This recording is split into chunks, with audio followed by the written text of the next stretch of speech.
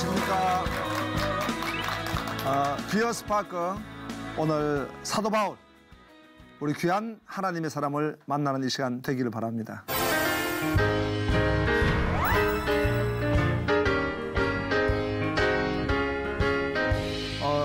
일본 하면은 기독교 인구가 1% 되지 않습니다. 뭐 이단인 여호와의 정의나 통일교나 그런 데보다도 더 우리 기독교 숫자가 적습니다. 너무 안타까운 일입니다. 그런데 일본에서 참 선교하는 위대한 우리 하나님 사람들을 가끔 만납니다. 제가 그 중에 하나 기억하는 건데, 아주 오래전에 신학교 다닐 때 그곳에 가서 단기 선교에 참여한 적이 있는데, 그때 한 선교사님을 만났습니다.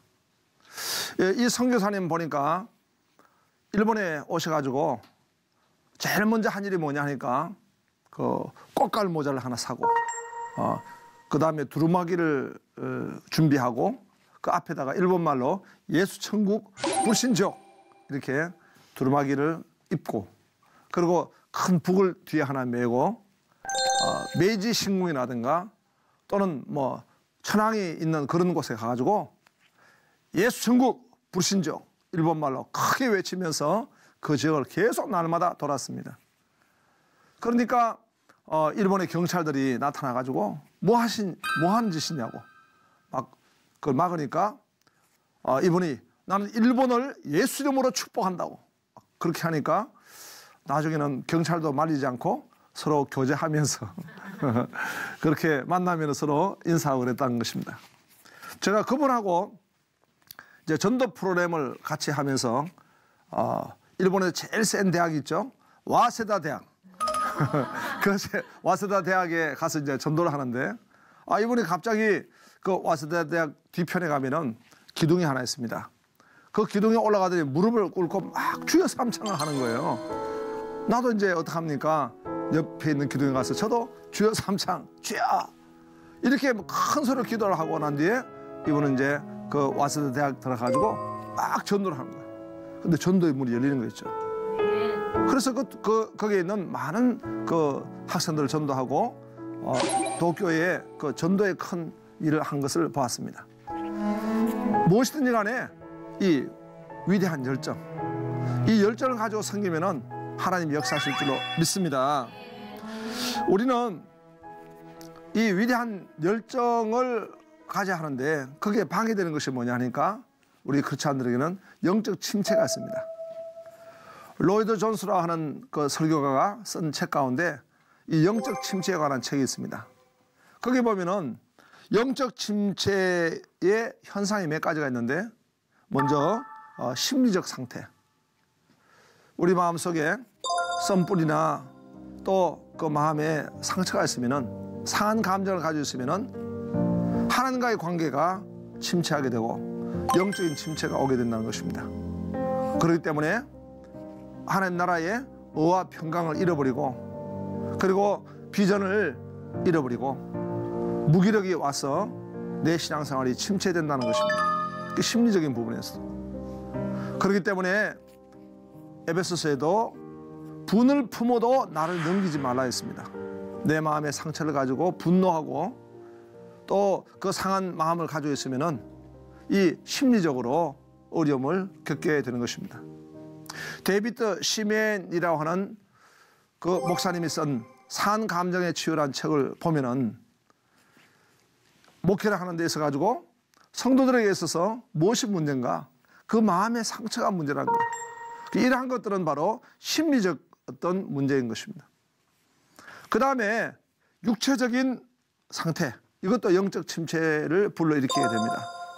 그래서 하나님은 우리에게 안식을 주셨고 적절하게 영육 간의 강건함을 가질 수 있는 그런 일을 주셨는데, 너무 우리가 무리해서 육적인 고갈이 왔을 때 그때도 이 침체가 오게 된다는 것입니다.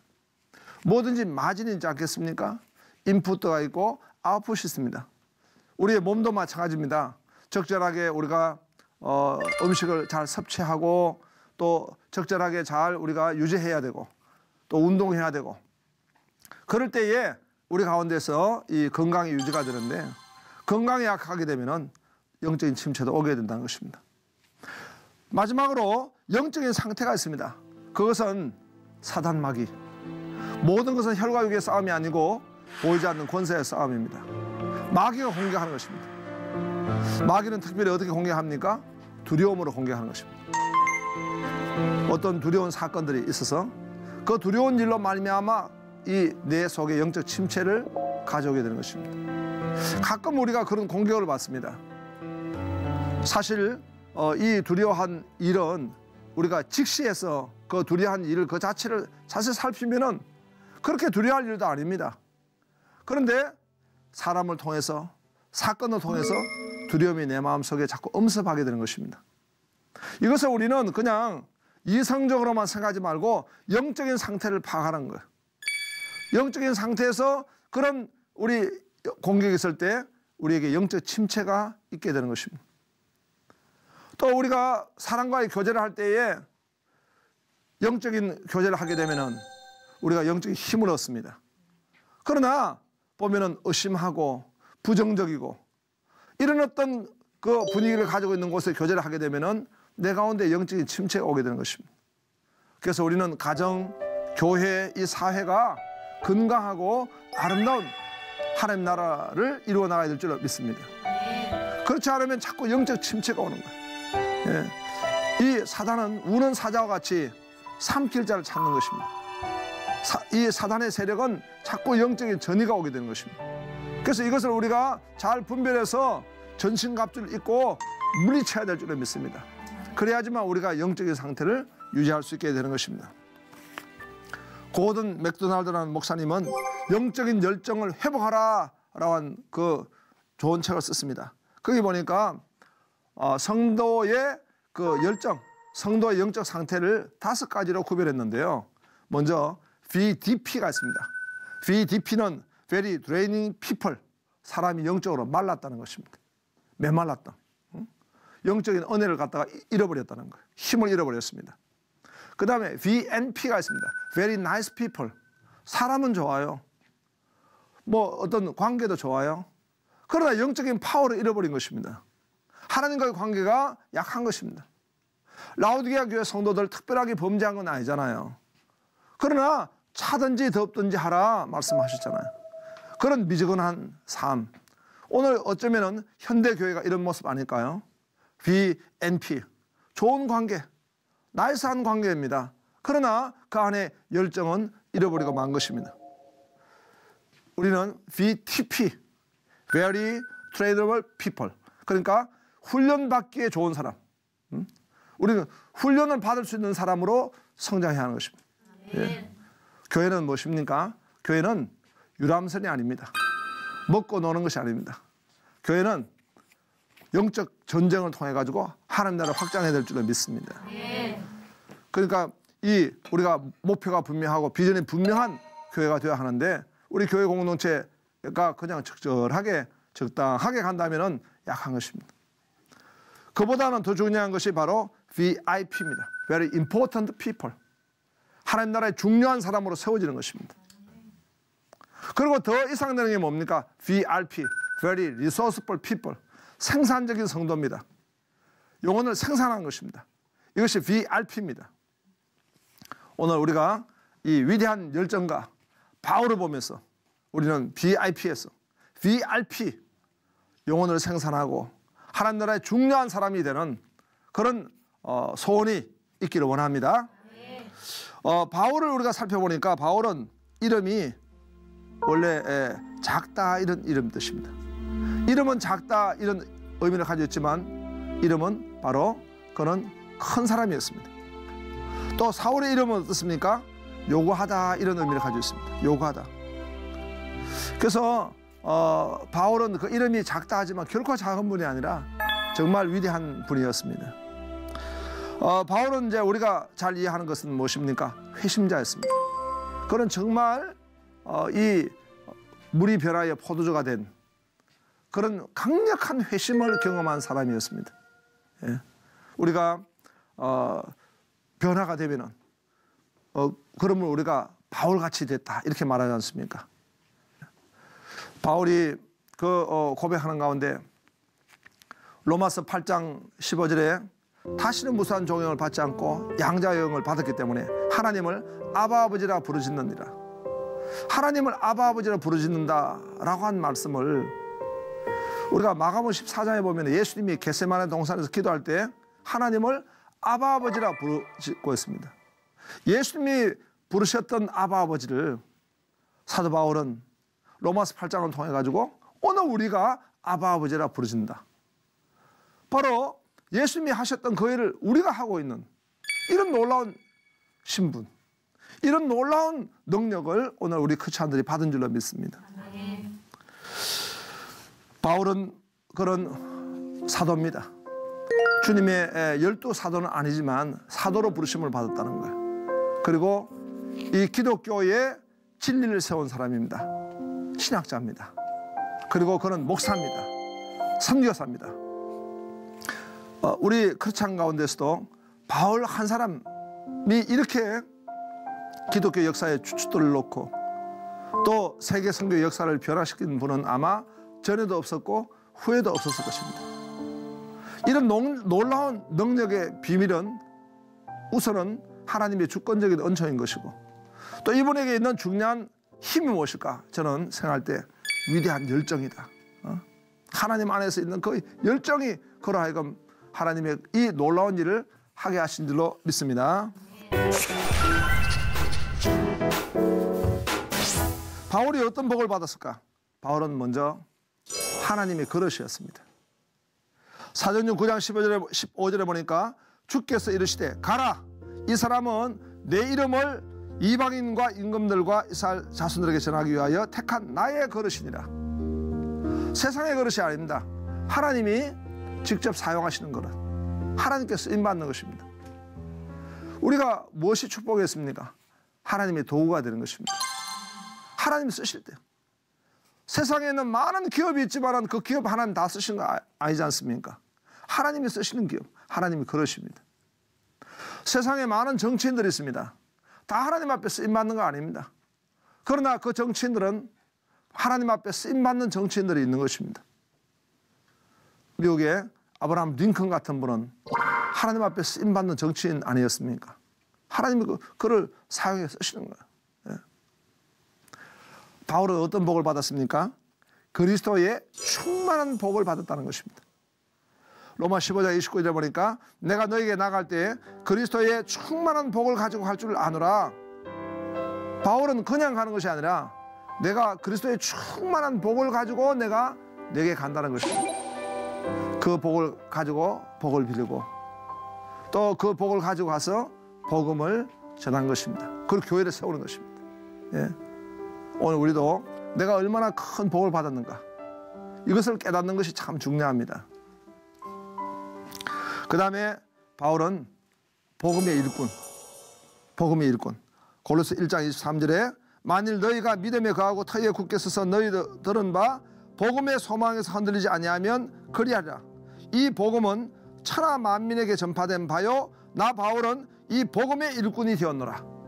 우리가 보면은 무슨 일을 하냐에 따라 가지고 그 사람의 가치가 결정되는 거예요. 예. 우리가 이 하는 일이 있습니다. 주업이 있을 것입니다. 그러나 내가 가지고 있는 그 주업이 정말 하늘에 새겨질 정도로 그런 위대한 일일까 싶습니다. 그래서 예수님이 베드로를 만났을 때 고기를 낚는 어부가 되지 말고 사람을 낚는 어부가 되라 했던 말씀은 그의 어떤 그 직업의 전환이라 할까? 얼마나 큰 가치를 부여했습니까? 한 영혼을 천하보다 귀히 여기시는데 고기 잡는 것도 중요하지만은 그 고기 잡는 것은 이제 부업이 된 것입니다. 나중에 베드로가 주님을 3번 부인하고 난 뒤에 갈릴리 호수에 가가지고 고기나 잡자 할 때는 그 큰 위대한 가치를 잃어버린 거예요. 얼마나 슬픈 일입니까? 사람을 낚는 어부. 이런 어떤 복음의 일꾼이 된 것입니다. 또 바울은 바로 성경의 저자입니다. 에베소 3장 3절에 보니까 곧 계시로 내게 비밀을 알게 하신 것은 내가 먼저 간단히 기록한 것 같으니 계시를 하나님 주신 거예요. 성경을 기록한 계시는 끝났습니다. 그 계시는 지금 이제 마감이 됐습니다. 하지만은 그 성경의 말씀은 계속 오늘 우리에게 감동을 주시고 은혜를 부으신 것입니다. 성경을 계시하는 그 저자는요, 특별하게 제한되어 있는 거예요. 성경을 어떻게 기록하겠습니까? 그런데 사도 바울은 12서신이나 기록을 했다는 거예요. 얼마나 그가 참 하나님 앞에 놀랍게 쓰임을 받았습니까? 바울과 스크립처, 성경을 먼저 한번 살펴봅니다. 바울과 성경. 바울은 먼저 말씀의 종입니다. 로마서 1장 1절에 보니까 예수 그리스도의 종 바울은 사도로 부르심을 받아 하나님의 복음을 위하여 택정함을 입었으니, 말씀을 계시를 받아가지고 기록을 하고 말씀을 가지고 섬기고 말씀을 전가하는 종으로 부르심을 받았습니다. 우리가 로마서, 고린도전서, 갈라디아서, 에베소서, 빌립보서 모든 서신서에 보면요, 제일 먼저 등장하는 말이 있습니다. 예수 그리스도의 종 바울은, 나는 예수 그리스도의 종 바울은, 예수 그리스도는 태초에 말씀이 계시느니라. 그 말씀이 곧 하나님이시니라. 그래, 말씀을 섬기는 종이다. 말씀의 종이라는 거예요. 예. 우리가 사람의 종으로 우리가 섬길 수 없는 것입니다. 위대한 하나님의 말씀의 종으로 내가 섬긴다는 것, 그것이 얼마나 귀한 일입니까?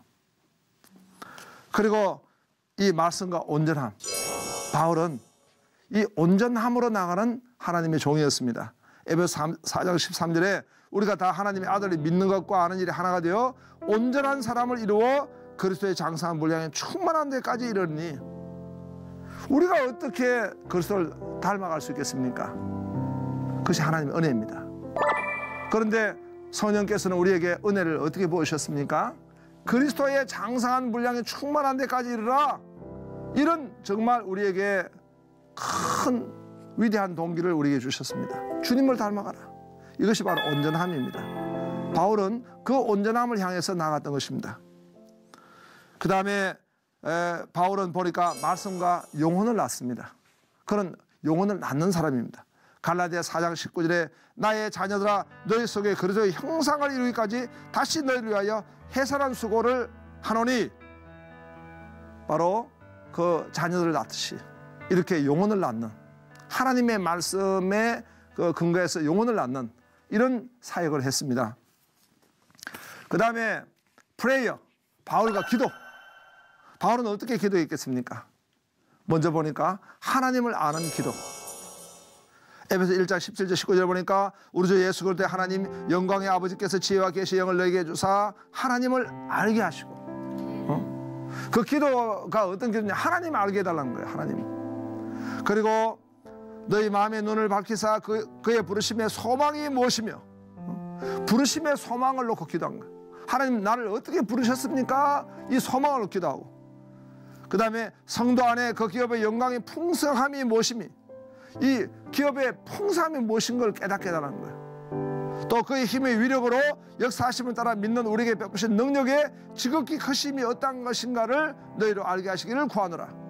이 능력을 경험하고 능력을 또 받는 그 간구 기도를 본인도 했고 또 그런 중보 기도를 한 것입니다. 그 다음에 바울은 보니까 기도 목회입니다. 데살로니가전서 1장 2절에 보니까 우리가 너희 모두로 말미암아 항상 하나님께 감사하며 기도할 때에 너희를 기억하면 그랬어요. 항상 하나님 앞에 기도할 때 기억한다. 성도를 직접 케어하고 또 직접 가르치지 않는다 하더라도 먼저 선결된 것이 뭐냐? 기도로 목회했다는, 무릎으로 목회했다는 것입니다. 그 다음에 또 보니까 기도의 권면이 있습니다. 골로새 4장 2절에 보니까 기도를 계속하고 기도에 감사함으로 껴있으라. 나는 이름을 그렇게 붙였습니다. 기도 권면. 기도를 계속하라. 기도에 감사함으로 껴있으라. 오늘 왜 시험 듭니까? 기도 부족이요. 왜 낙심합니까? 기도 부족이요. 왜 원망 불평합니까? 기도 부족이요. 오늘 말씀 보니까 기도를 계속하고 기도에 감사함으로 깨어있으라 했잖아요. 영적으로 깨어있지 못한 거예요. 다 기도 미달. 기도가 부족하니까 다 그런 문제 생기는 거예요. 기도가 충만하지 못하니까 그런 어려움을 겪게 되는 것입니다. 그리고 바울은 또 기도 부탁. 고린도서 4장 3절에 보니까 또한 우리를 위하여 기도하되 하나님이 전도할 문을 우리에게 열어주사 그리스도의 비밀을 말하게 하시기를 구하라. 내가 이 일 때문에 매임을 당하였노라. 기도를 부탁하는 거예요. 그 다음에 삶입니다. 사도 바울의 삶을 한마디로 난 이렇게 표현하고 싶습니다. 그러므로의 삶. 그러므로의 삶. 이게 무슨 말입니까? 로마서 1장 1절부터 11장 36절까지 거기에 보면은 사도 바울은 참 논리적이신 분이고 아주 그 말씀을 조직하신 분입니다. 조직의 쓴맛을 보여주신 분입니다. 이분은 조직의 단맛을 보여주신 분입니다. 그 보면은 그 로마서에 1장부터 3장까지는 죄론, 모든 사람이 죄를 범했다. 또 4장에는 믿음론, 5장부터 6장, 7장까지는 구원론, 8장에는 가면 성령론, 9장부터 11장까지는요 하나님이 주권론이에요. 이렇게 해서 요걸 보면은 우리 기독교 진리의 이 조직을 잘 하신 거예요. 조직 신학이 여기서 나온 겁니다. 조직 신학을 잘 못하면 조져요. 이 딱 조직적으로 진리를 딱 정립하시고 난 뒤에 12장 1절에 말하니까 뭐 나옵니까? 그러므로가 나온 거예요. 예, 진리를 정립한 사람은요 그러므로가 나오는 것입니다. 그러므로 하나님이 기뻐하시는 산제사를 드리는 것입니다. 로마서 12장 1절에. 예? 그러므로 그래서 이렇게 진리가 딱 정립이 되어 있기 때문에 그러므로 하나님 기뻐하시는 그런 산제사, 그런 삶을 올려드리게 되는 것입니다. 그리고 또 충성된 삶을 삽니다. 고린도서 4장 2절에 보니까 그리고 맡은 자들에게 구할 것은 충성이니라. 충성은 faithful, 변함이 없다는 것입니다. 그리고 그리스도 안에 살라. 에베소 3장 6절에 보니까 이는 이방인들이 복음으로 말미암아 그리스도 예수 안에서 함께 상속자가 되고 함께 지체가 되고 함께 약속한 자가 됨이라. 이 사도 바울의 사상을 한마디로 말하면요 그리스도 예수 안에 엔 크리스토스라고 이렇게 말씀하는데요, 이것은 내가 죽고 내 안에 예수님 사시는 거예요. 그리스도와의 종속적 연합입니다. 성령으로 인한 그리스도의 종속적 연합. 예수님은 왕이시고 말 로드시고 나는 그의 종이요 그의 백성입니다. 그래서 주님과의 연합, 주님과 연합이 될 때에 내가 죽었을 때 내 안에 예수님 사셔서 열매 맺으시고 역사하시고 능력으로 나타나신 줄로 믿습니다. 그러니까 그 안에 위대한 열정이 있는 거예요. 이 열정은 나의 열정이 아니라 예수님의 능력, 예수님의 열정, 예수님의 열정이 나타나시도록 내가 방해하면 안 되겠죠. 그게 바로 그리스도와 예수 안에 있습니다.